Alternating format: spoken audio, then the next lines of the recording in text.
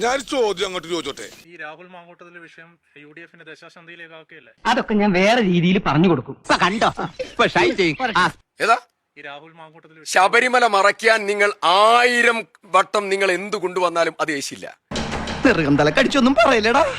അത് വിശ്വാസികളുടെ മനസ്സിനേറ്റ മുറിവാണ്. ഈ രാഹുൽ മാങ്കൂട്ടത്തിന് കീഴടങ്ങണമെന്നാണ് അങ്ങ് പറയുന്നത്. നടക്കില്ല. ഞാനൊരു സത്യം പറഞ്ഞ വിശ്വസിക്കൂ. എന്നാ എനിക്കത് ഓർമ്മയില്ല. വിശ്വാസികളുടെ മനസ്സിനേറ്റ കടുത്ത മുറിവിനെ മായ്ക്കാൻ ഒരു വിഷയം കൊണ്ടും സാധ്യമല്ല. നീ എന്ത് തേങ്ങയാണ് പറയുന്നേ?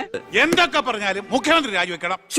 ഈ രാഹുൽ മാങ്കൂട്ടത്ത് അങ്ങ് ഒപ്പം നിയമസഭയിലുണ്ടായ ശബരിമലയാണ് കോർ സബ്ജക്ട്, വിശ്വാസമാണ് ഏറ്റവും പ്രധാനം. അതല്ലല്ലോ ഞാൻ ചോദിച്ചതിനുള്ള മറുപടി.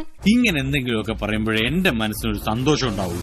നിങ്ങൾ 1000 വട്ടം ചോദിച്ചാലും അങ്ങയുടെ കൂടെ സഭയിലുണ്ടായ വ്യക്തിയാണ് അദ്ദേഹം. നിയമത്തിന് മുമ്പിൽ കീഴടങ്ങേണ്ടതല്ലേ ഒരു നിയമസഭാ സാമാജികനുള്ള അദ്ദേഹം? ഞങ്ങളൊന്നും കാണുന്നുമില്ല, കേൾക്കുന്നുമില്ല. കേരളത്തിലെ ജനതയുടെ ഏറ്റവും കേരളത്തിലെ മതേതര സംസ്കാര കേന്ദ്രമാണ് ശബരിമല. ഇയാളെന്താ പൊട്ടനാ? എന്ത് ഭ്രാന്താണ് ഇയാള് പറയുന്നത്?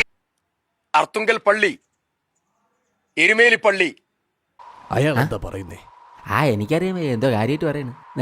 18ഓളം വരുന്ന വലിയ മലകളുടെ ഇടയിൽ അയ്യപ്പൻ നിൽക്കുക, അവിടെ കുടികൊള്ളുക.